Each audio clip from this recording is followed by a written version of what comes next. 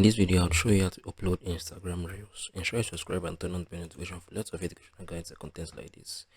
Now, if you want to upload Instagram Reels, what you're going to do basically right now, head over to Instagram, right? Click on this create, click on the post.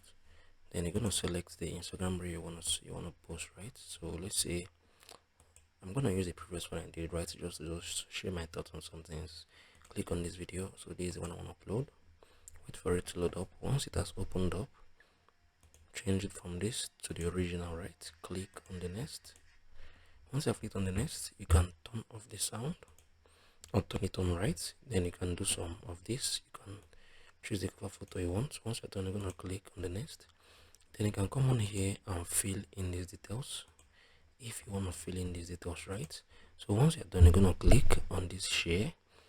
Boom, you have just uploaded your Instagram Reels here on a PC or your Instagram Reels. If you found this video helpful, please share your thoughts below in the comment section. Thank you guys for watching through. I really appreciate it. I'm gonna see you guys in the very next one.